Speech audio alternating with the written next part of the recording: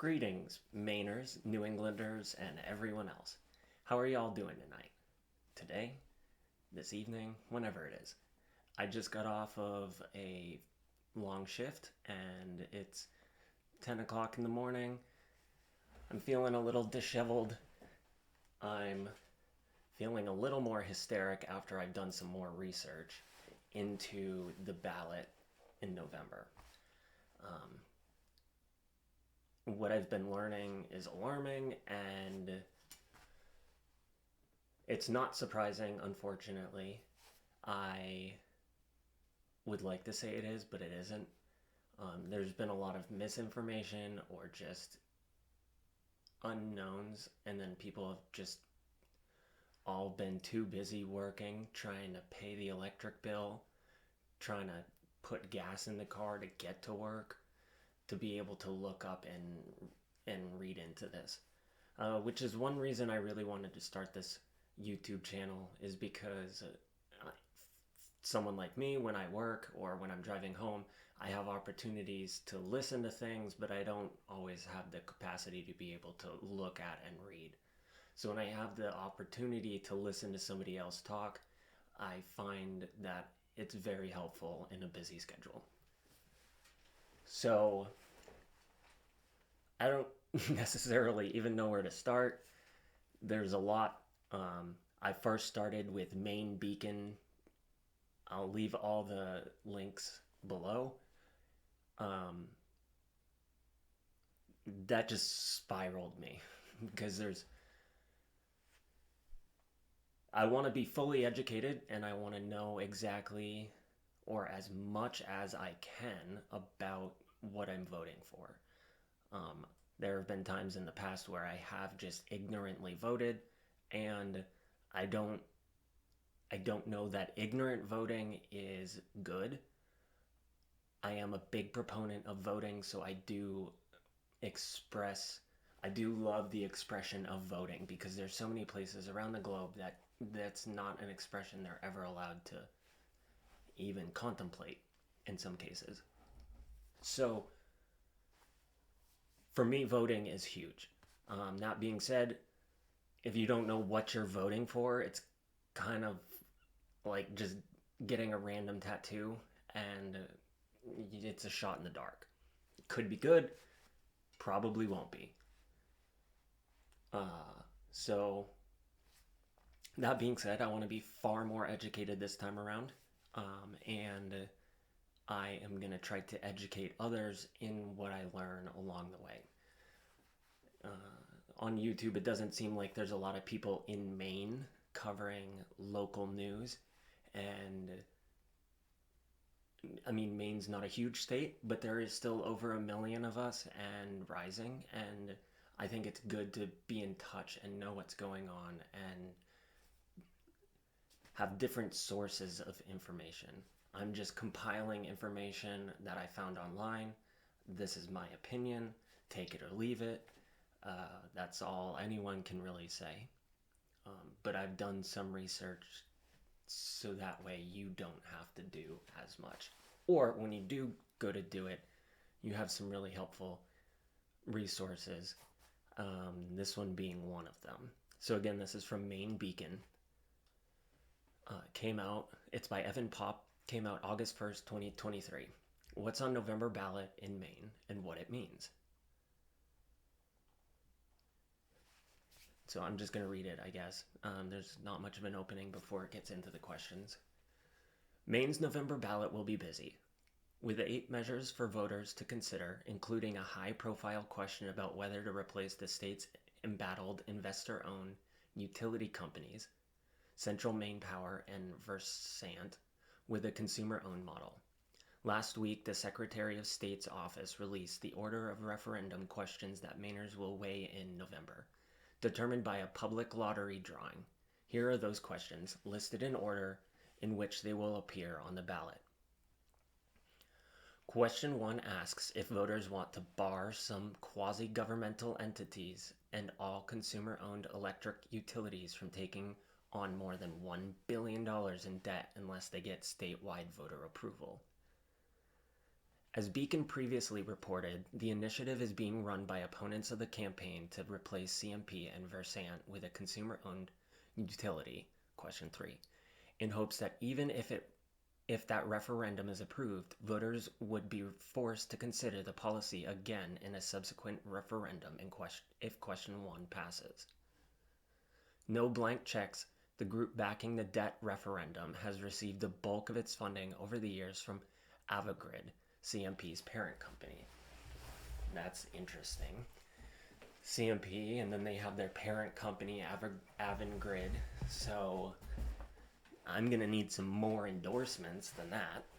Non-familial.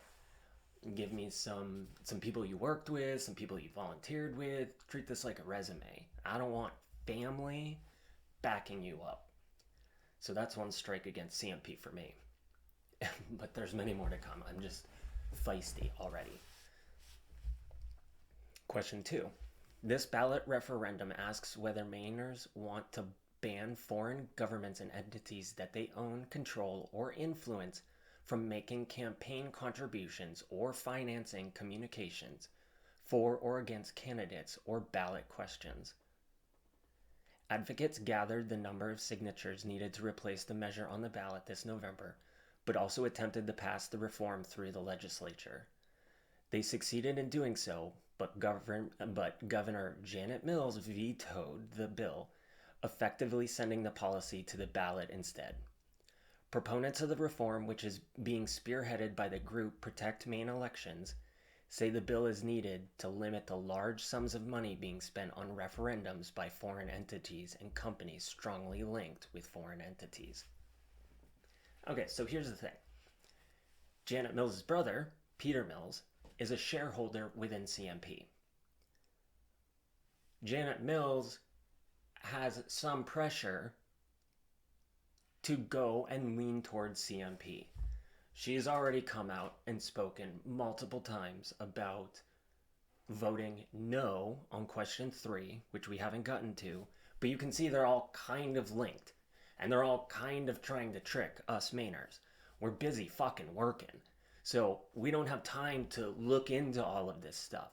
But when you do look into it, it's really alarming. So this is also by Evan Popp from Maine Beacon. Measure to prevent foreign government spending on referendum campaigns makes 2023 ballot.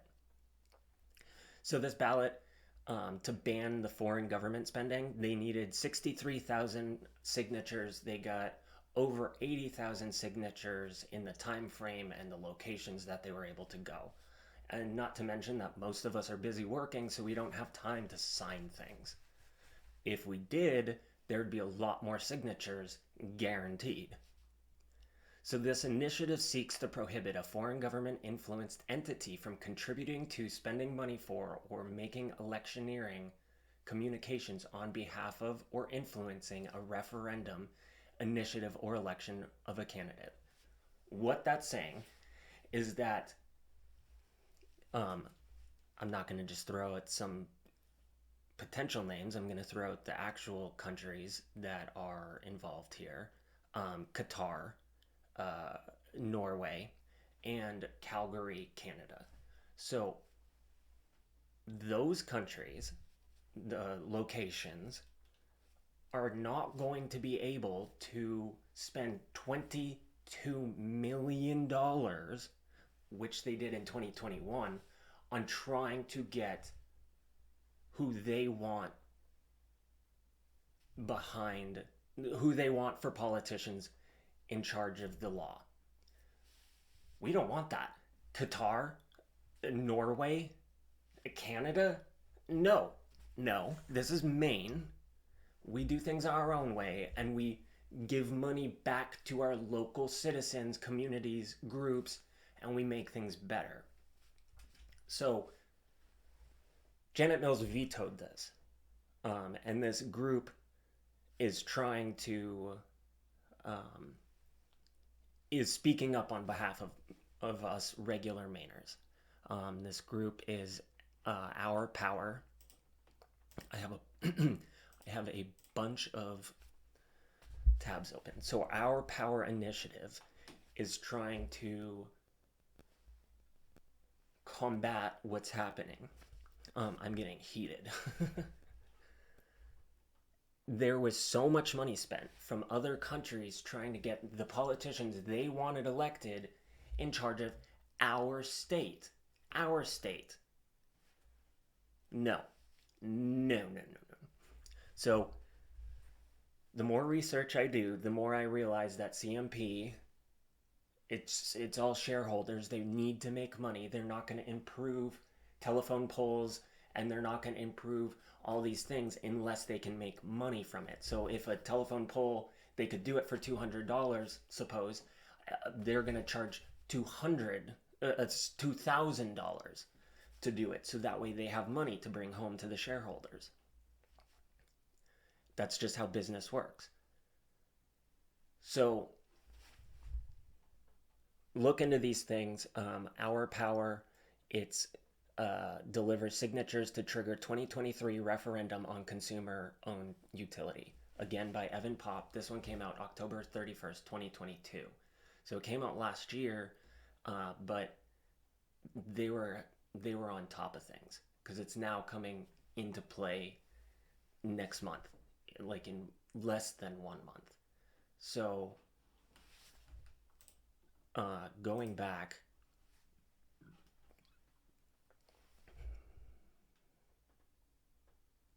that was question 2, and it's about the foreign entities and about them whether or not they can spend money in Maine to get people elected, whether we're okay with that. Janet Mills is against that, if that tells you anything. So moving on to question 3. Question 3 asks whether voters want to create a new power company governed by an elected board to acquire and operate existing for-profit electricity transmission and distribution facilities in Maine. So this is the big one. This is the one you see all the signs on the side of the street for. This is the one that Janet Mills has opposed multiple times. The same Janet Mills that tried to get the corridor passed in Maine in 2020 when all of us said, hell no. She tried to force it anyway. Same Janet Mills whose brother, Peter Mills, is a shareholder within CMP. Again, take this information and do with it what you may. As Beacon previously reported, the referendum, if approved, would create the Pine Tree Power Company, a consumer-owned utility that would replace CMP and Versant and provide power to most municipalities in Maine. The referendum was spurred by CMP and Versant's poor customer satisfaction ranks and high rates. Supporters say question 3 would boost reliability and lower prices by creating a utility that focuses primarily on investing money into improving and updating the grid rather than generating profits for shareholders. Backers of the effort, which is being run by Pine Tree Power Campaign, also believe the reform would speed along Maine's clean energy transition. Maine's grid will need $10 billion to $15 billion in investments for the transition from fossil fuels to renewable electricity. Companies like CMP and Versant would finance those upgrades in an expensive way, adding to their profits, according to the Pine Tree Power Company. Well, it's a business. That's what they're going to do. And I'm not agreeing with it, but that's what they're going to do. In contrast, the proposed consumer-owned utility would borrow at a much lower rate, allowing that transition to happen at a more cost-effective price.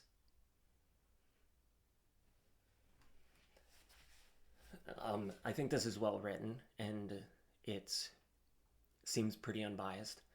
I guess I'm making it more biased by my input. This is my channel. If you don't like it, you don't have to be here. But thank you if you are. I appreciate it. Make sure to like, share, and subscribe. Also, comment below on what you think about these individual questions because this impacts us all. And if this goes in the worst possible case, it is going to cost our grandchildren so much money.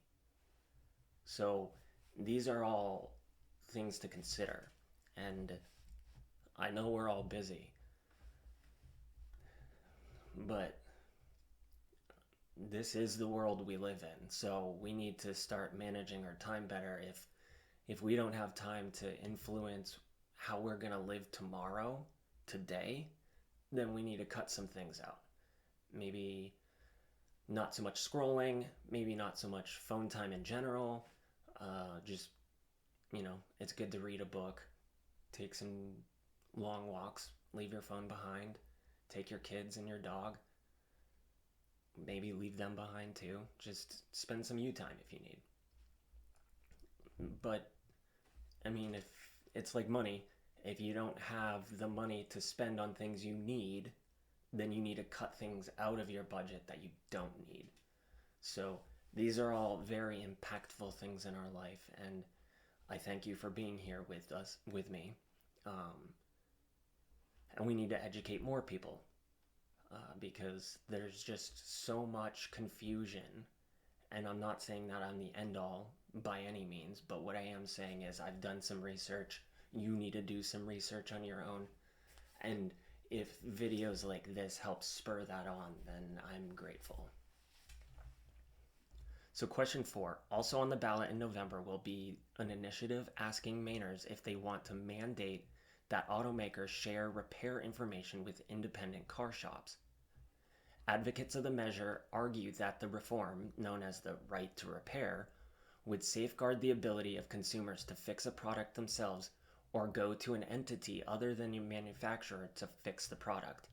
Several other states have enacted similar policies. This makes so much sense to me. If you buy something, it is yours.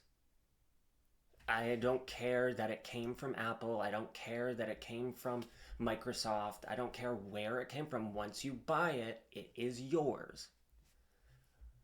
A subscription is different. If you're putting money down monthly on your phone and you don't technically own it, that's a subscription. But if you buy your phone and you own it, if you buy a car and you own it, then you have the right to repair. And I guess if you don't fully own it, that's a gray zone for me, because you've signed a contract, you are indebted to another. Therefore, it does get to be somewhat their way. If it's egregious, then I can understand some complaints. But if you're still renting a car or you're paying a monthly subscription to a car because you don't own it yet, then I don't know that you do have a right to repair. But if you straight out own the phone, straight out own the vehicle, then hell yes, it is yours. You should be able to take it wherever you want without an issue. Manufacturers get screwed. No.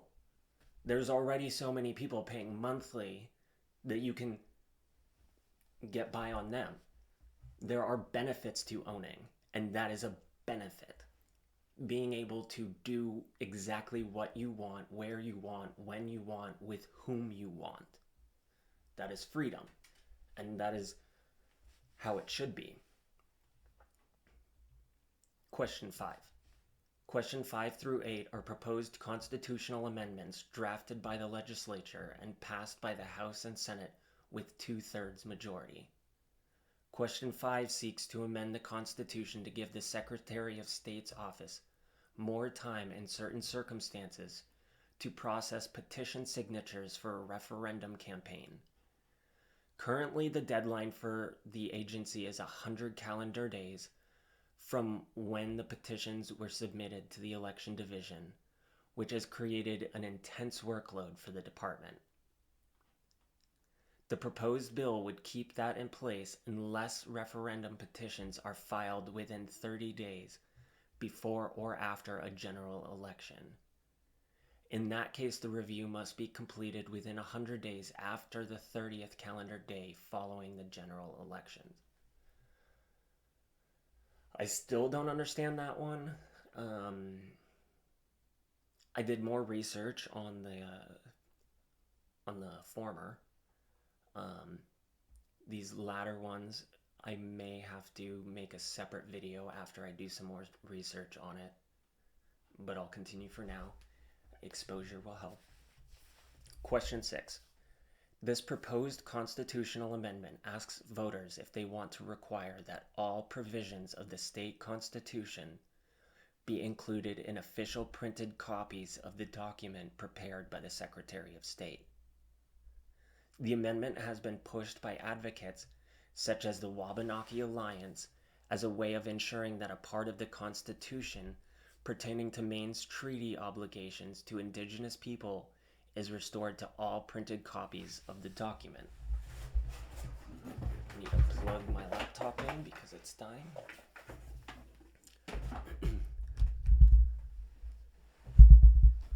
Well, in 2016, I went and protested at Standing Rock. I stayed throughout the winter, and I was even arrested in early 2017 for obstruction of government function, which is a clever way for them to just put me behind bars.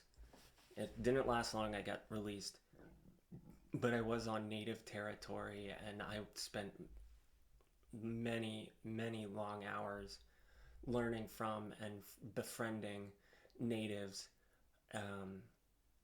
all throughout, or in North Dakota, but all throughout Standing Rock. And it was a profoundly impactful time of my life. So when it comes to Native American rights, I am almost always on their side. I say almost always just because I am not going to make a blanket statement. There's still a lot I haven't learned. But question 6, sometimes it's confusing to know whether you want to vote yes or no, even when you're determined about the subject.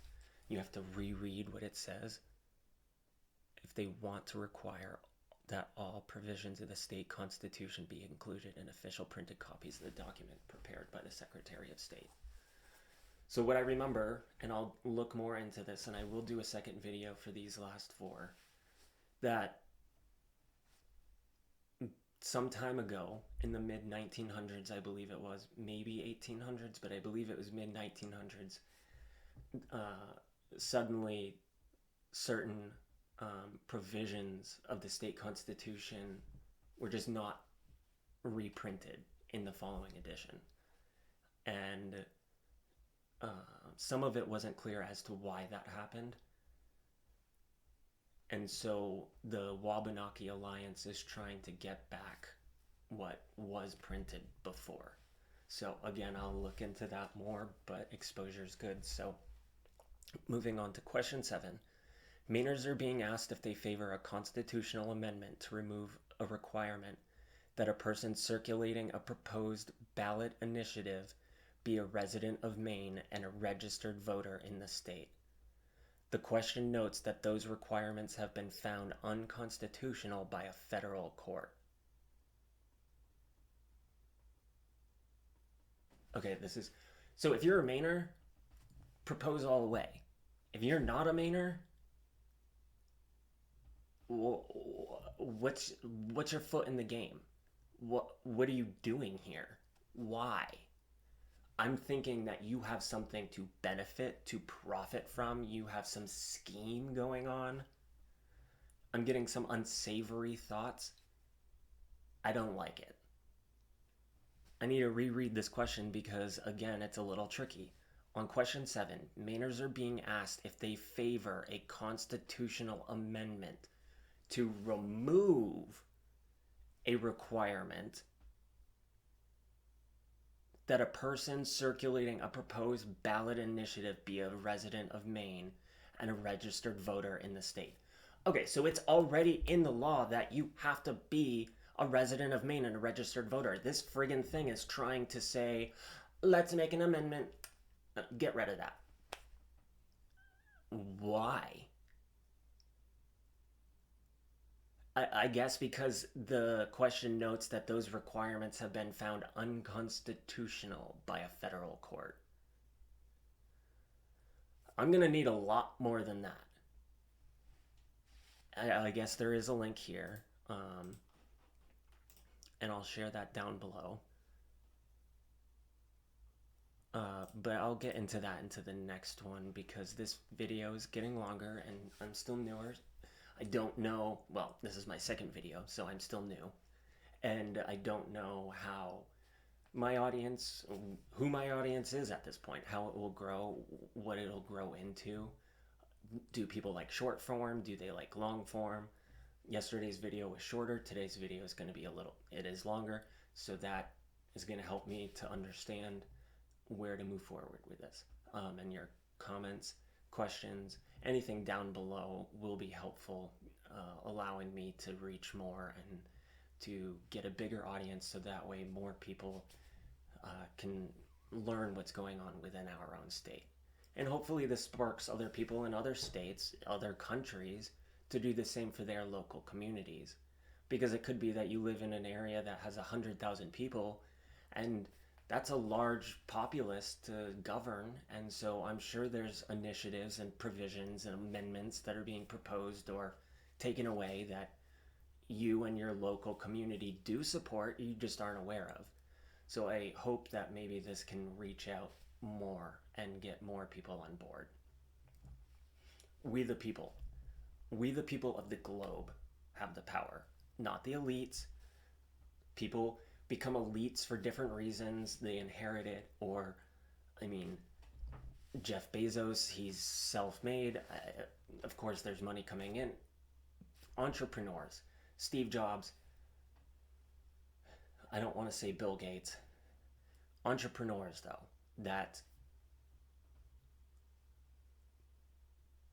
put in hard work and gained from it. And that is a good model. It works.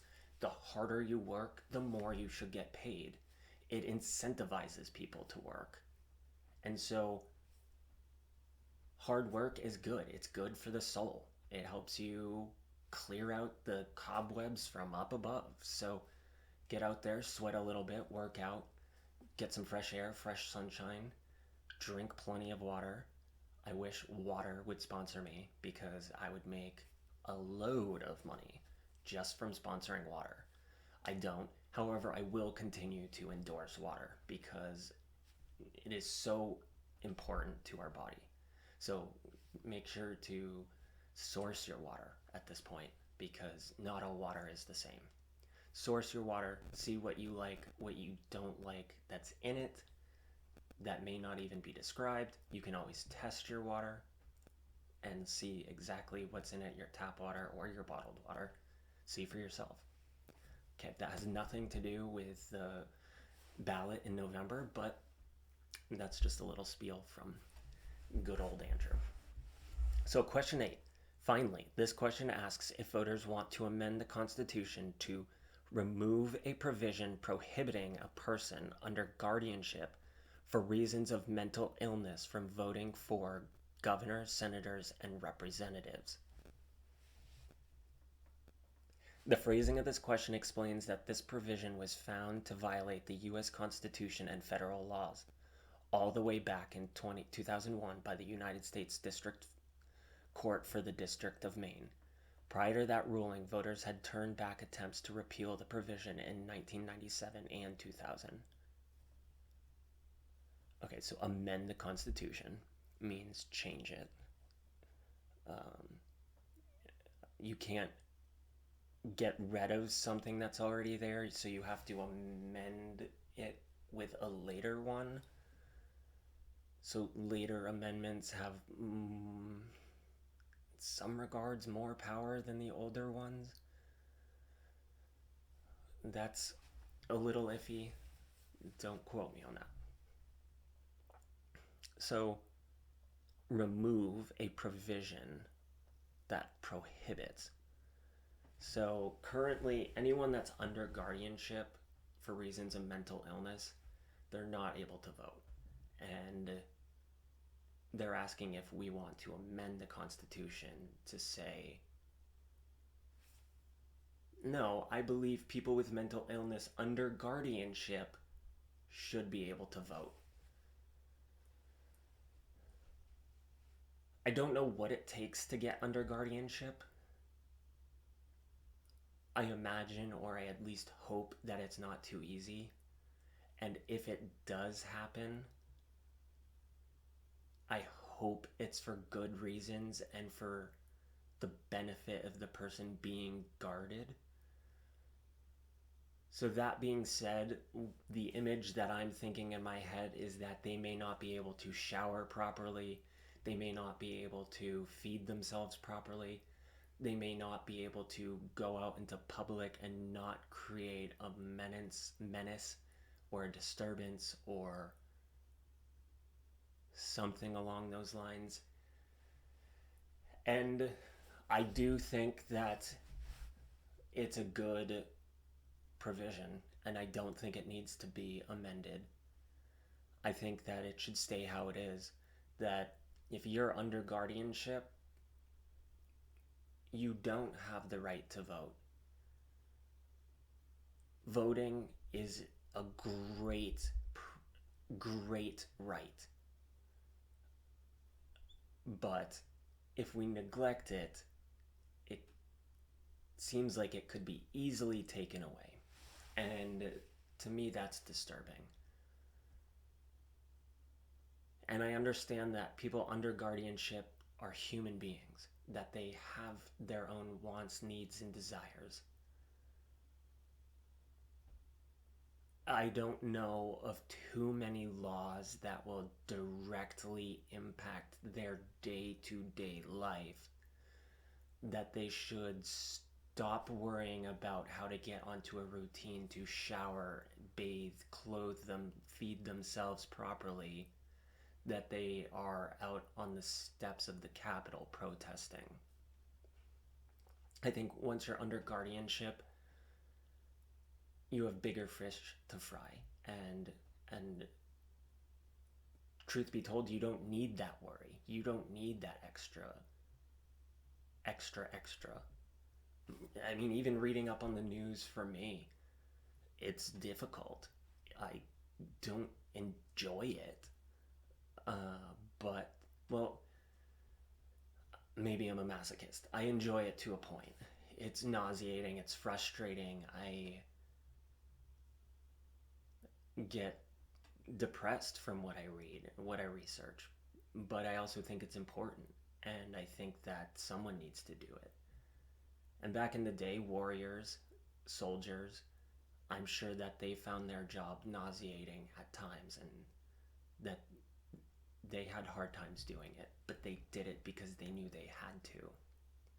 So that's where I'm seeing myself now. And so as I learn more about these questions, especially 5, 6, 7, and 8, because I didn't give much information on those, then I will do more research and I'll see what I can provide for everyone. I'll provide the links below for everything that I have already stated, referenced, and I think that us being united is where our strength comes from.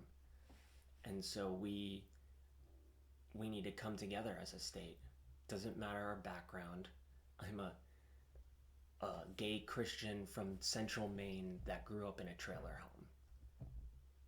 That's not exactly... I had a rough time, but there is place for so many people. And even here in Maine, and it's just that people from the north are cold. It takes a lot to get warmed up to us. Once you do, though, loyal AF. So I will say that. And it doesn't matter your background. It's just, are you hardworking? Are you willing to get your hands dirty? Are you trying to keep the government out of your life and do things your way and just live your life? those things get you respect. I mean, the rest of it, it's just, we'll all harass each other.